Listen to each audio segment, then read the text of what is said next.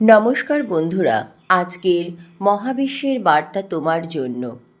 শোনো হে প্রিয় আত্মা, এবার শুধু কানে নয়, শোনো মন দিয়ে, সেই জায়গা থেকে যেখানে তোমার শ্বাসের জন্ম হয় এবং তোমার নীরবতা কথা বলে। কারণ এই কণ্ঠ কোনো মানুষের সাধারণ কণ্ঠ নয়, এটি সেই কণ্ঠ, সেই শূন্যতার প্রতিধ্বনি যে তোমাকে সৃষ্টি করেছে।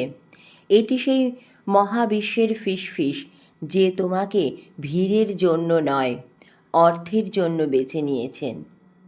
আর যদি এই শব্দগুলো তোমার ভেতরে কোনো পুরনো ভুলে যাওয়া দরজাকে আলতো করে নাড়িয়ে দেয়, তবে বুঝে নাও সময় তোমাকে চিনে নিয়েছে।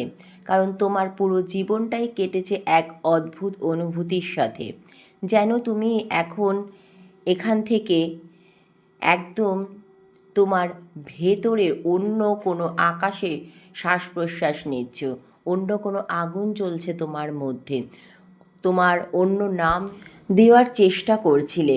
কখনো একে অস্থিরতা বলেছ, কখনো একাকিত্ব, কখনো অভিশাপ, কখনো প্রশ্ন, কিন্তু আসল সত্যিটা ছিল, এটা ছিল এক আহ্বান, এক গোপন সংকেত যে তোমার আত্মা সাধারণ নিয়মে চলে না। আজ সে পর্দা ফাঁস হয়েছে, কারণ এখন আর তোমাকে নিজের সম্পর্কে অর্ধ সত্য জেনে বেঁচে থাকার অনুমতি নেই। তুমি শুধু আলাদা নয়, তুমি সেই গোনা কয়েকটি নির্বাচিত আত্মার মধ্যে একজন, যারা অন্ধকারে চাপা দেওয়া ছিল, যেন তারা ভেতর থেকে ফেটে আলো হয়ে ছড়িয়ে পড়ছে। পৃথিবী তোমাকে বোঝার চেষ্টা করেনি, কারণ পৃথিবী কেবল তাকেই বোঝে যাকে আয়না নিজের মতো দেখতে পায়। আর তুমি আয়না নও, তুমি সেই আগুন যেখানে আয়নাও কথা বলে।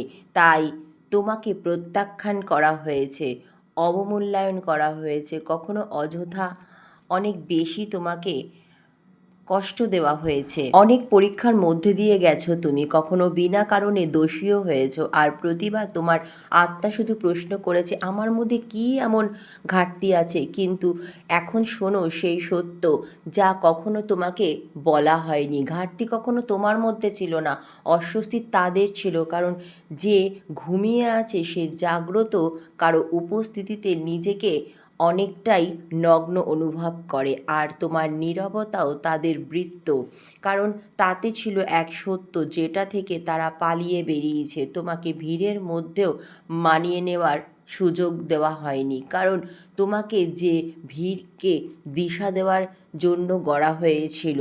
আর এই পথ সব সময় কঠিন হয়, তোমাকে এক কঠিন পথের জন্য তৈরি করা হয়েছিল। তুমি প্রস্তুত হচ্ছিলে, কারণ যাদের আশীর্বাদ দেওয়া হয় তাদের আগের ভেতর থেকে ভাঙা হয় না, তাদের গড়া হয়। তাই তোমার রাতগুলো দীর্ঘ ছিল, তোমার প্রশ্নগুলিও অনেক ভারী ছিল, তোমার অশ্রু এমনভাবে পড়েছিল যেন নিঃশব্দে কোনো যুদ্ধ লড়া হচ্ছে। আর তুমি ঈশ্বরকে জিজ্ঞাসা করেছিলে, কেন বারবার আমার সাথে এরকম হয়, কেন সবসময় আমি? আর উত্তর সবসময় নীরবতার মধ্যেই লুকিয়েছিল। কারণ কিছু উত্তর শব্দে নয়, অনুভবে প্রকাশ পায়। সবচেয়ে শক্তিশালী আত্মাদেরই সবচেয়ে গভীর অন্ধকারের মধ্যে দিয়ে যেতে হয়, তারা আলোর মূল্য বুঝতে পারে। আর তুমি সেই স্কুল থেকেই পাশ করে বেরিয়েছো, যেখানে পাঠ্যক্রম হলো যন্ত্রণা আর ডিগ্রি হলো পরিবর্তন। তোমার বিরুদ্ধে যারা যারা দাঁড়িয়েছে সে জানতো না যে সে তোমাকে থামাচ্ছে না, বরং তোমার মেরুদণ্ড আরও শক্ত করে দিচ্ছে। প্রতিটি বিশ্বাসঘাতকতা তোমাকে মানুষ থেকে অনেক কিছু শিখতে সাহায্য করেছে। প্রতিটি ব্যর্থতা তোমাকে হাঁটতে নয়, মুখোশ খুলতে শিখিয়েছে। আর প্রতিটি একাকী নীরবতা সন্ধ্যা তোমাকে অন্যদের কণ্ঠের সঙ্গে নয়, নিজের আত্মার সঙ্গে আরও সংযুক্ত করেছে। তাই তুমি অনেক পরিবর্তন হয়েছো। আর তোমার এই পরিবর্তন ভয়ঙ্কর লাগতে পারে, কারণ পুরনো রূপটি মরে গেছে, কিন্তু এই মৃত্যুই তোমার দীক্ষা। তুমি এখন পৃথিবীকে আগের মতো আর দেখো না। উপরিভাগ তোমার কাছ থেকে একঘেয়ে লাগে, শব্দ ক্লান্তিকর মনে হয়, আর মিথ্যার ঝলক আর চোখ টানে না, কারণ তোমার দৃষ্টি গভীরতার জন্য তৈরি। আর এই কারণেই তোমার লড়াইগুলো কখনো সাধারণ ছিল না। যখন অন্যরা পথ পেয়েছে, তুমি পেয়েছো পরীক্ষা। যখন অন্যরা আশ্রয় পেয়েছে, তুমি পেয়েছো আত্মনির্ভরতা। আর যখন অন্যরা আরাম পেয়েছে, তুমি পেয়েছো জাগরণ। কারণ অন্ধকার শুরু সেখান থেকেই তোমাকে চিনতো। সে জানতো যদি তুমি পুরোপুরি জেগে ওঠো, তবে তুমি এমন এক প্রশ্ন হয়ে উঠবে যার কোনো উত্তর তার কাছে নেই। তাই সে তোমাকে বিভ্রান্ত করার চেষ্টা করেছে, তোমার আবেগকে অস্ত্র বানিয়েছে, তোমার নিজের মানুষের মুখ পড়ে এসেছে, তোমার মনে অনেক সন্দেহও এসেছে, তোমাকে বোঝাতে চেয়েছে যে তুমি খুব বেশি, খুব আলাদা, খুব সংবেদনশীল। কিন্তু আসল সত্যিটা হলো তুমি খুব নিখুঁত, খুব গভীর এবং খুব অস্বস্তিকর। যারা অর্ধসত্যে বেঁচে থাকে তাদের সবার জন্য। আর তবুও তুমি এখানে আছো, শ্বাস নিচ্ছ, প্রশ্ন করছো, সামনে এগিয়ে চলছো, ভেঙে না পড়েও। আর এটাই সবচেয়ে বড় প্রমাণ যে তোমার পরিত্যাগ করা হয়নি, তোমাকে প্রস্তুত করা হচ্ছিল। তোমার আত্মা সেই উৎসের সঙ্গে যুক্ত যেখান থেকে ভয় অনুমতি নিয়ে আসে। তাই কোনো আঘাতই তোমাকে আর থামাতে পারবে না। প্রতিটি পতনের পর তুমি আরও স্পষ্ট, আরও শক্ত হয়ে উঠেছ। আগুন থেকে বেরিয়ে আসা সোনার মতো আরও কঠিন, আরও শক্ত। আর এখন অদৃশ্যের সঙ্গে তোমার সংযোগ আরও গভীর হচ্ছে। তুমি কাকতালীয় ঘটনাগুলো লক্ষ্য করতে শুরু করেছো। সময় তোমাকে সংকেত দিতে শুরু করেছে। সংখ্যা, স্বপ্ন, হঠাৎ কানে আসা বাক্য, কোনো কারণ ছাড়াই ভেতর থেকে উঠে আসা সতর্কতা। এগুলো তোমার পরিকল্পনা নয়, এগুলো সংলাপ। কারণ যখন আত্মা প্রস্তুত হয়ে যায়, যখন ব্রহ্মাণ্ড ফিসফিস করা বন্ধ করে, তখন সরাসরি কথা বলতে শুরু করে। তোমার অন্তর্দৃষ্টি তোমার সবচেয়ে বড় শক্তি। এটাই সেই ক্যাম্পাস যা বহুবার অকারণেই তোমাকে নিরাপদ রেখেছে। এটি তোমাকে সেই পথ থেকে ঘুরিয়ে দিয়েছে যেখানে ধ্বংস ছিল, আর সেই মানুষদের থেকে দূরে সরিয়েছে যাদের হাসির আড়ালে ঝড় লুকানো ছিল। পরে তুমি বুঝেছো যা হারিয়েছিল তা তোমার ক্ষতি নয়, তা ছিল মহাবিশ্বের সংকেত, তা ছিল তোমার রক্ষা কবচ।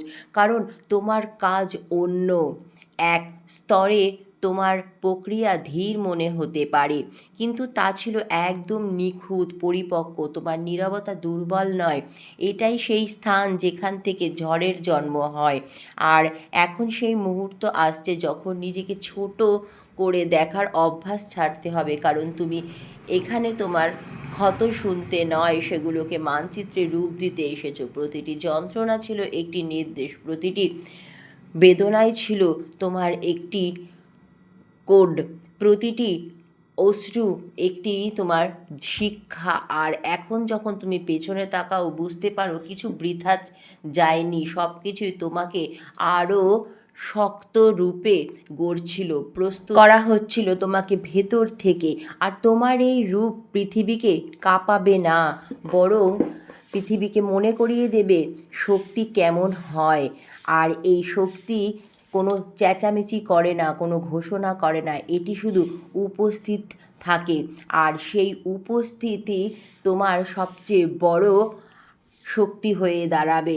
এই উপস্থিতি মানুষেরকে ভয় তৈরি করবে।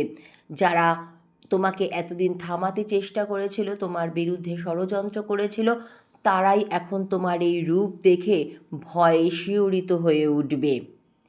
তাই পৃথিবী তোমাকে অস্বস্তিতে ফেলছে, তাই মানুষ বিনা কারণেই তোমার বিরুদ্ধে দাঁড়িয়েছে, কারণ তোমার অস্তিত্বই এখন তাদেরকে চ্যালেঞ্জ করছে। আর এখন সময় এসেছে বুঝে নেওয়ার যে তোমাকে বোঝা খুব জরুরি। আর তোমাকে বোঝা খুব একটা সহজও নয়। তোমাকে সক্রিয় হতে হবে, সতর্ক থাকতে হবে, তোমাকে অনুমতি নিতে হবে না, তোমাকে শুধু মনে করতে হবে। কারণ তুমি কোনো নতুন সত্য শিখছো না, তুমি কেবল সেটাই স্মরণ করছো যা তোমার আত্মা সবসময় জানতো। তুমি মহাবিশ্বের নির্বাচিত আত্মা, এই কারণেই নয় যে তুমি শ্রেষ্ঠ, বরং এই কারণে যে তুমি অনেক কিছু সহ্য করেছো। কারণ অন্ধকারেও তুমি নিজের ভেতরে আলোকে কখনো দূর হতে দাওনি, আর এই যোগ্যতাই তোমাকে সবার থেকে আলাদা করেছে। এখন এই যাত্রা তোমাকে পুরনো মানুষকে ফিরিয়ে দেবে না, এটি তোমাকে সেই রূপে উন্মোচিত করবে যাকে তুমি শুধু স্বপ্নে অনুভব করেছিলে। আর যখন এটি পুরোপুরি খুলে যাবে তখন তুমি আর ডুববে না, কারণ ভয় তারাই পায় যারা নিজেদের শক্তি থেকে পালায়, আর তুমি পালানো ছেড়ে দিয়েছো। এখন তুমি দাঁড়িয়ে আছো এক গভীর শান্তিময় সমুদ্রের মধ্যে, সেই সমুদ্রের মতো যে জানে তার ঢেউ তীরেও থামে না। যখন এই বার্তা শেষ হবে তখন এটি তোমার ভেতরে প্রতিধ্বনি হতে থাকবে, কারণ এগুলো শব্দ, স্মৃতি। আর একবার স্মৃতি জেগে উঠলে কোনো শক্তিই তাকে আর ঘুম পাড়াতে পারে না। তুমি বদলে যাওনি, তুমি প্রকাশিত হয়েছো। আর এ তো কেবল শুরু। আর এখন যখন তোমার প্রথম স্তর ভেঙে গেছে, তখন তোমার আত্মার ভেতরে কিছু জেগে উঠেছে, তখন এই প্রবাহ আরও গভীর হবে, কারণ যে সত্য এখন সামনে আসছে তা তোমাকে সান্ত্বনা দিতে নয়, তোমাকে আরও বুদ্ধিমান, আরও প্রখর করতে এসেছে।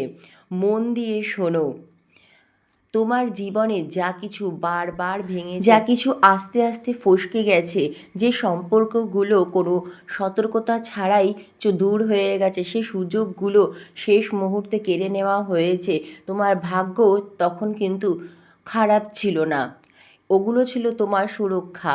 কারণ তোমার শক্তি সবার জন্য নয়, আর তোমার পথ সবার সঙ্গে এক নয়। তোমাকে ভিড়ের মধ্যে থেকে আলাদা করা হয়েছে যাতে তুমি ভুল গন্তব্যে পৌঁছও না।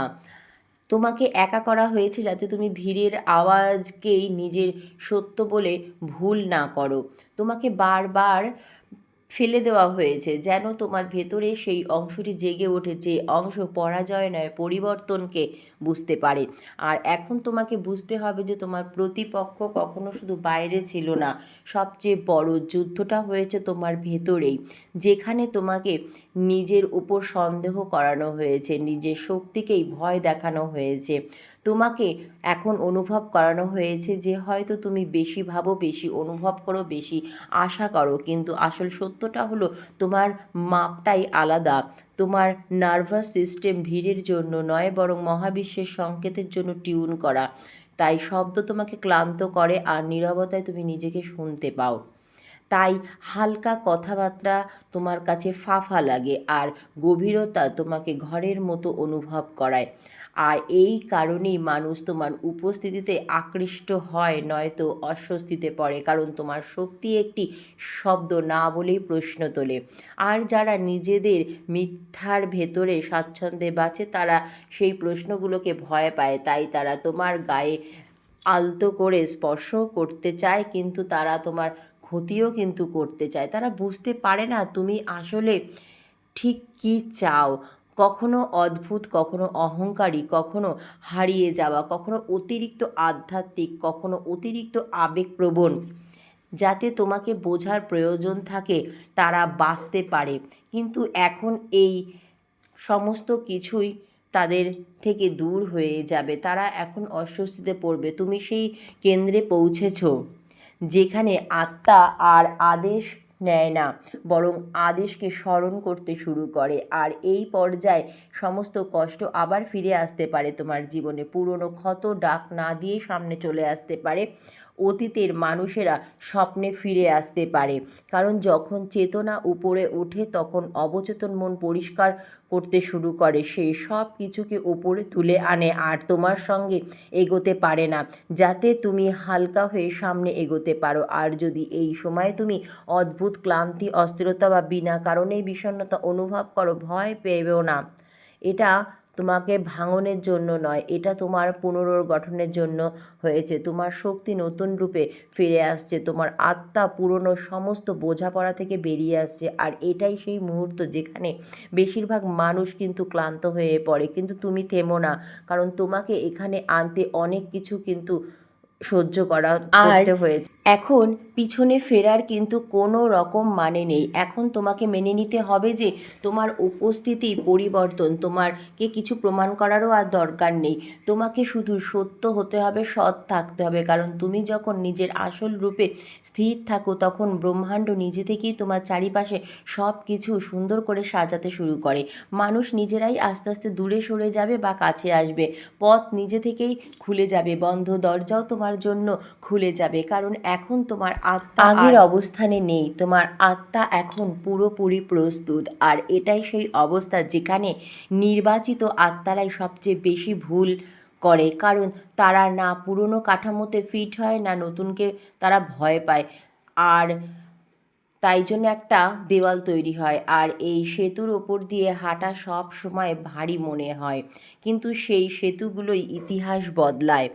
এখন লক্ষ্য করো, তোমার ভেতরে এক নতুন শান্তির জন্ম হয়েছে, এমন এক শান্তি যা পরিস্থিতির উপর নির্ভরশীল নয়, যা প্রশংসায় ফুলে ওঠে না আর সমালোচনায়ও ভেঙে পড়ে না। এটাই সেই শান্তি যা যুদ্ধের আগে যোদ্ধাদের চোখে থাকে, কারণ তারা জানে পরিণামে যাই হোক তারা নিজের কাছে হারবে না। আর এটাই সেই শক্তি যাকে পৃথিবী নিয়ন্ত্রণ করতে পারে না। তাই তোমাকে থামানো হয়েছে, বিভ্রান্ত করার চেষ্টা করা হয়েছে, তা ভয় দেখানো হয়েছে, কারণ যখন একটি আত্মা নিজেকে চিনে ফেলে তখন তাকে আর নত করা যায় না। আর এখানেই তোমার সেই পরিচয়, ভেতরে তুমি একদম শক্ত পরিপক্ক হয়ে গেছো। ধন্যবাদ মহাবিশ্ব।